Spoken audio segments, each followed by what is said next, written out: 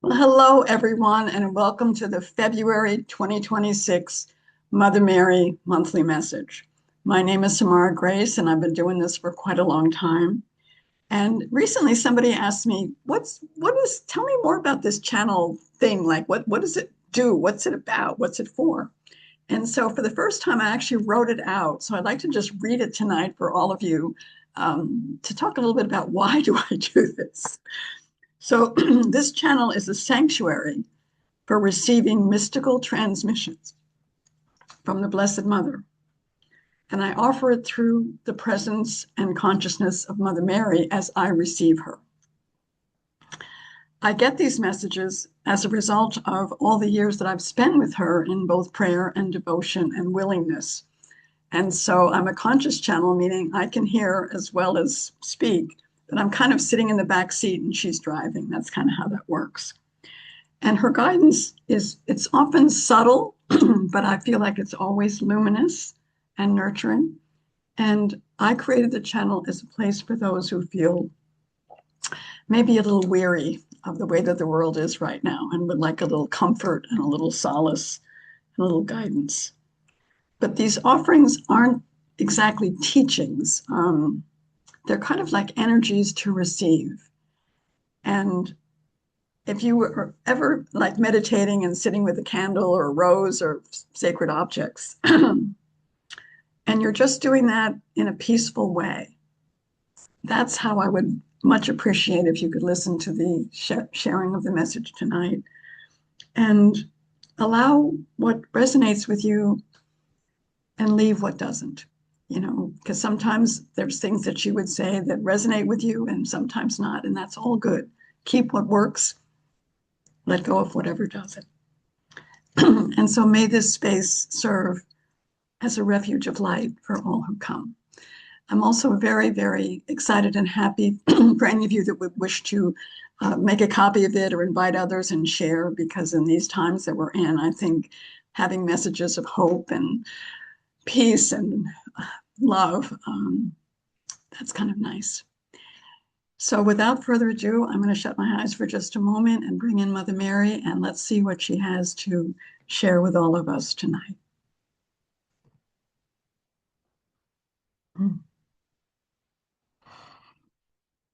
Well, first of all, I just want to say thank you so much for taking the time and energy to show up. I know all of you have busy lives, you have lots going on, there's many different things you could be doing, but thank you. Thank you. Because part of why it's important, and I certainly hope that you each receive something meaningful for yourselves, but also when you all show up with devotion and prayer and love, that aspect, it's like a frequency storm in a beautiful kind of way. And so this is a collective energy that is loving and kind and compassionate and ready to create. So thank you. I want to talk tonight about something that I think is going to really help you in the rest of this year. I think, well, by now, all of you know what you don't want. That's pretty clear, right? You know what you don't want. And so whether you're looking at something in the news or something just outside your door, you know what you don't want. The problem becomes, how do you respond to what you don't want? And so there's a couple of different things that I just want you to consider. The first is, if you engage energetically in what you don't want, what you're doing is perpetuating it. Even if you mean well, you're perpetuating it. So one of the things to realize is, if you're engaged in really sort of battling with what you don't want, stop. Stop. Just stop. And ask yourself and ask your higher self, what is the energy? What is the vision? What is the way? What is the path that I would most cherish in this moment? So you stop battling, you pause long enough to say, what is it that would really be lovely and exciting and glorious and wonderful. Now, from that place, what you start to do is change your frequency and move it into the frequency of manifestation rather than the frequency of reaction. You with me? Because when you're reacting, what you're doing is you're battling with the energy you don't want. So in order to shift it, as you're being with what it is you do want to see, create, feel, now you're moving into the frequency of manifestation and the frequency of creative energy, the frequency where your higher self and all of the guidance that is yours can bring to bear and help you set out on whatever it is you would really prefer to be experiencing. So I'm not saying this is always easy. I'm not. But what I'm saying is it's effective.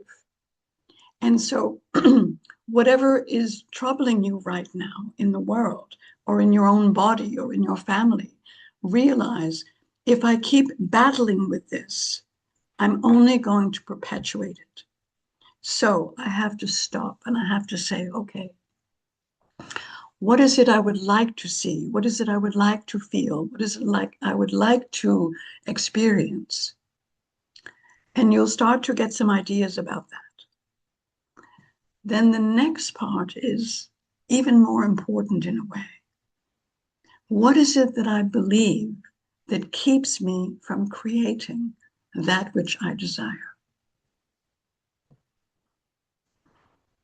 What is it that I believe?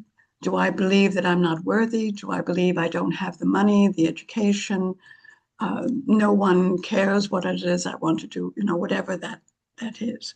Because all of those beliefs, those old negative beliefs, those old limiting beliefs, keep you captured in a place where you do feel stuck, where you do feel like there's not a whole lot I can do about X, Y, or Z. So this next place, it's like you've got this beautiful vision, children happy, beautiful planet, clear water, all the things that you dream about. You see yourself feeling happy, excited, surrounded by friends and family, eating a nice meal perhaps, or again, whatever your vision might be. The next piece, and this is, as I said, this is where the work really is what is it that I'm believing that keeps me from experiencing that? And this is the piece where the ego and sort of the soul light sometimes clash a little bit. Like the ego says, oh, I really would like to have that Mercedes. My friends have Mercedes and I don't. Well, maybe your soul really doesn't care about a Mercedes, because the vision has to be your soul's vision that fulfills your human destiny. Your soul's vision that fulfills your human and divine destiny. So you want to take a look at what is it that I wish for myself and my family and friends in this world? Do I wish prosperity? Okay. So what's in the way of true prosperity? And you might immediately go to those greedy XYZ people. Well, stop and say, you know what? If anyone in this universe has been able to make money, so can I. Maybe not a billion, I don't know. That's going to sort of refract depending on your soul's contract. But this is where the soul mind needs to kind of infiltrate the human limited mind and say, wait a minute. Maybe I can make this change. Maybe I can have the effect that I want to have. And so it really begins inside of you, realizing I can create what I do choose, what I do want, when I stop battling with what I don't want, when I get clear about what it is that I believe that would keep me from that.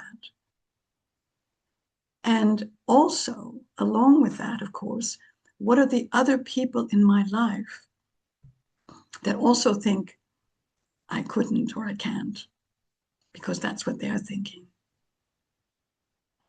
One of your beautiful teachers, who's on the other side with us right now, Wayne Dyer, once said, "You'll see it when you believe it." Where so many people have used the opposite, right? I'll believe it when I see it. No, he said it so beautifully. You'll see it when you believe it. And so this process of imagination, of allowing the divine to just hold you long enough to say, we want you to be happy. We want you to be prosperous. We want you to be joyous. So let's sort of excavate whatever's in the way of that and move forward, move into it, move into that which would be most loving for you. So a couple of things now on this journey, because I want to give you sort of the practicalities of it. So you, if this feels right, you can get to work on it. So the practicalities. The human mind is designed to gather evidence, to prove what it already believes. Take that in. The human mind is designed to gather evidence to confirm what it already believes. So if you want to have something different, you have to take a look at what is it that my mind has been telling me, and my teachers and my parents and my church and whatever has been telling me about what I could do or I should do or I might do or what I'm capable of. And is that really true? Is that really true? So the evidence that you've gathered up until now has brought you to the moment that you're in today. So if you want something different, you need new evidence, because your human mind is still going to operate even when it's overseen by the divine mind, which is good. That way you can drive a car and stop at red lights. So what is the evidence that I'm speaking about? Along with all of the terrible news that you'll see in the newspapers and in media and on television and in any other place, every once in a while, there's these glorious stories of real people doing extraordinary things and not stopping to ask for permission when they don't really need it. And so the work for each of you is, once you sort of imagine how you want to be, how you want to live, how you want to create for yourself, your friends, your family, your community, now you look for true, real examples, both living and passed on, of people who have done and created the kinds of things that you want to do and create. Because your mind can feed on these true stories to dismiss some of the limited thoughts and the old beliefs that might keep you back. So that's the other thing you can do, is begin to research these stories, have them available to you, share them with people that you want to share them with, and build your confidence in your capacity to live differently than you have been living, if that's what you would choose, if that's what you would prefer. So let me give you a couple of examples.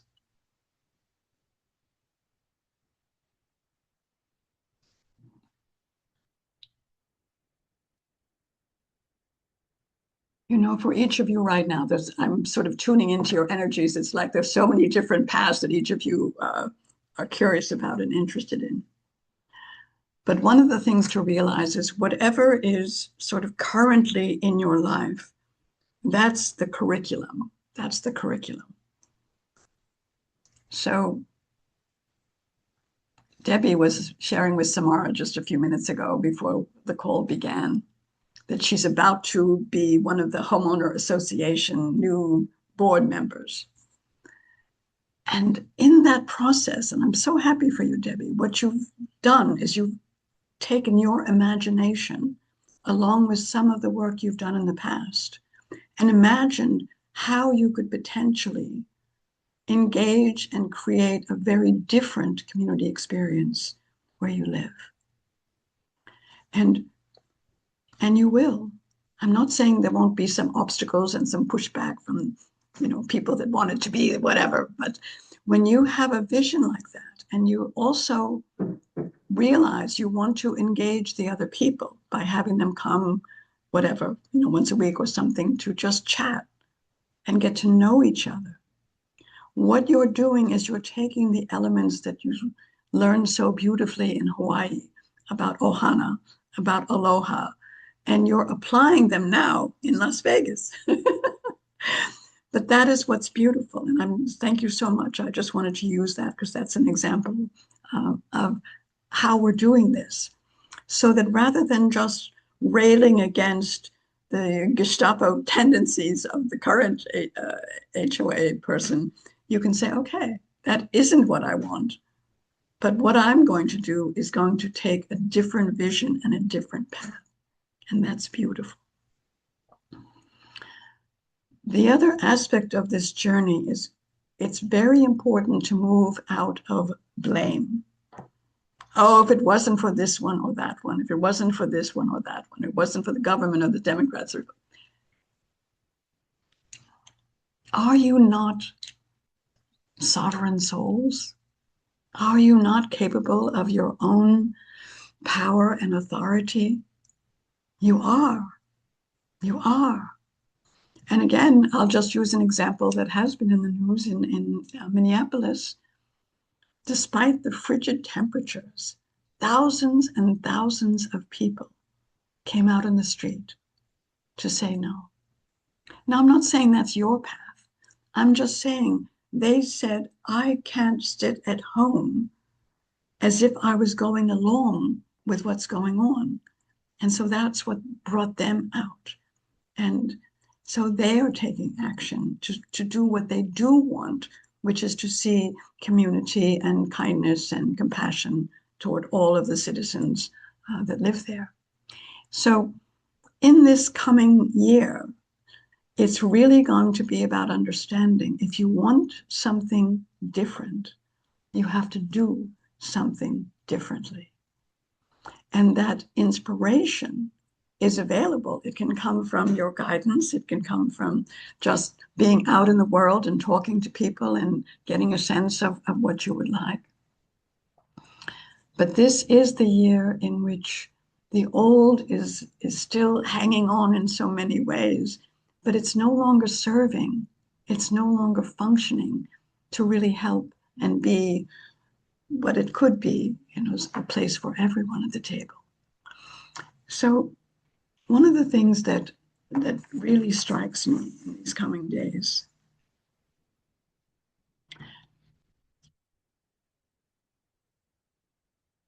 is that manifestation is not really only available to certain people. All of you are manifesting pretty much all the time.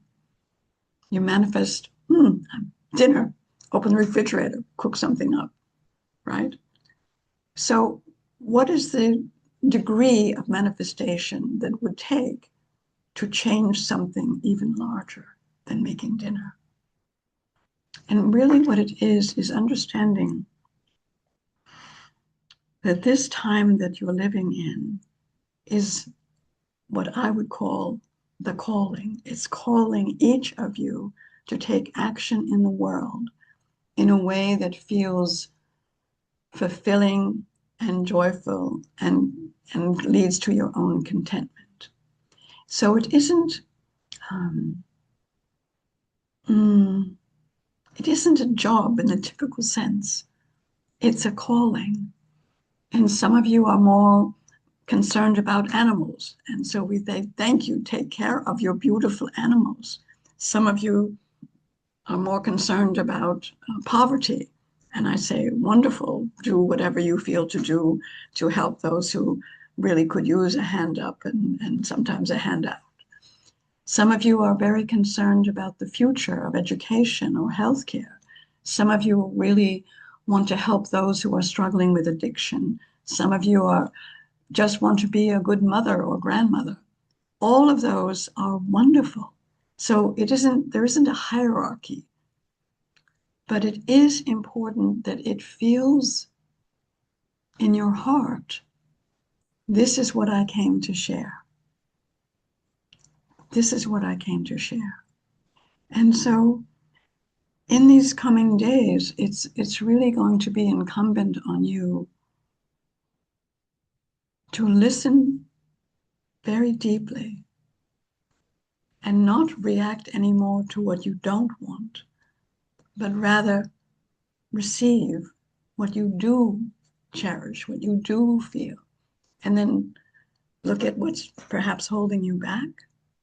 Find some examples of people that are already being the wonderful authors, the wonderful speakers, the wonderful retreat leaders, the wonderful authors, and all of it. Just find them and say, huh. And then if you feel brave, contact them, write to them, be on their podcast, whatever, right? There's no need to be hiding if that's not what you want to be doing. So it is the time for courage. It is the time for compassion. And now it is also the time for commitment. The commitment to be the light you came to be. And all of you are already most beautiful lights. So now it's just about like that wonderful dimmer switch, just turn it up, turn up the volume, and be even more outrageous in who you love and how you love and what you choose to do. Because in that process, you're inspiring other people to come off their comfort zone, to step out a little bit more, and to just do a little dance. I'll give you one more example. It's funny. About 10 years ago, Samara had just finished teaching her Reiki class and was driving back to California to literally arrive at a venue where she had bought tickets for her son and wife and grandchildren to see their favorite group, the Tartanic, which was a Irish-Scotch music group. And she got there just in time. And so she was already just feeling all the joy of having taught Reiki and now being with her family, who are very old school, shall we say. But in that moment that the band started, the leader of the band looked out and he said, "Who wants to play the tambourine?" And Samara jumped up and she said, "I will." Much to the astonishment of her son and the grandchildren, I'm sure. So she got up with her tambourine and she danced with the tambourine with the band for a song. And her daughter-in-law actually took a video. And the reason it's coming up now is the daughter-in-law had recently reposted it on Facebook. And so there was Samara doing all that. And it was just so much fun. And I think her grandchildren got to see perhaps a different side of her. But then what was also funny, this was one of those times when they had what they call a 50-50 raffle. So you put your money in and then somebody wins half the prize and then the group keeps the other half. Well, who do you think won? Samara won. So again, they called her name and she went up and you could see everyone in the audience was sort of like, who is this lady? What is she doing? So it's not always I don't know, building an ashram or feeding the hungry. Sometimes it's just being yourself, being that joy in the moment that brings everyone into sort of a different mindset about what's possible. And so it's just this year, it's about being who you came to be, not as a burden, but as an expression of your love and your joy. So I'm wishing you all a beautiful February, full of creative energy, no more reaction, lots of meditation and creation and manifestation. And I'll see you next time on 3-3. Much love to all of you, and namaste. Namaste.